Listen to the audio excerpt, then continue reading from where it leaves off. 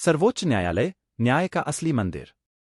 Bilkis Bano case, जिसमें गुजरात में 2002 में हुए सांप्रदायिक दंगों में गर्भवती बिल्किस बानो बलात्कार का शिकार हुई और उसके 14 परिजनों की हत्या कर दी गई थी।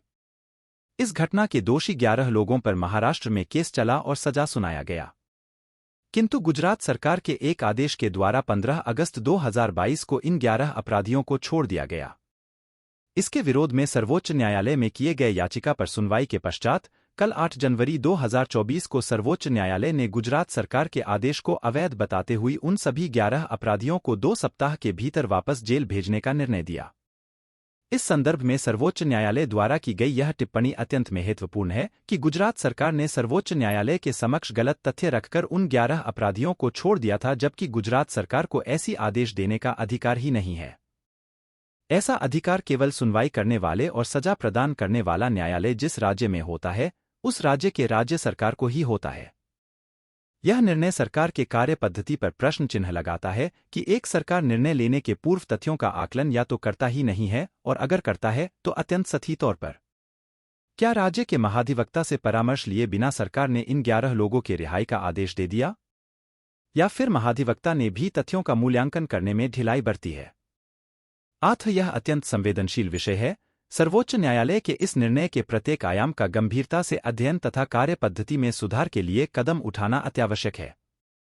आज जब संपूर्ण राष्ट्र में अयोध्या में प्रभु श्री रामलला के प्राण प्रतिष्ठा की तिथि 22 जनवरी को लेकर उत्साह व्याप्त है, ऐसे समय में सर्वोच्च न्यायालय के इस निर्णय को राम राज स्थापना के दिशा में प्रथम संकेत मानना चाहिए, क्योंकि प्रभु श्री राम सदैव नारी रक्षा और न्याय का कार्य करते रहे और इसकी प्रेरणा देते रहे हैं।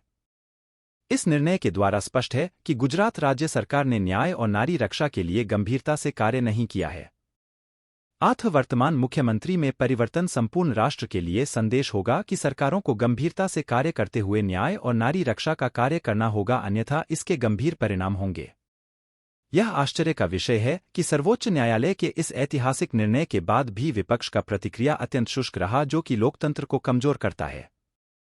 मजबूत विपक्ष का कार्य सरकार के प्रत्येक गलती का पुरजोर विरोध कर जनसामान्य के समक्ष रखना है, जिससे सरकार सजग होकर जनसेवा का कार्य करती है।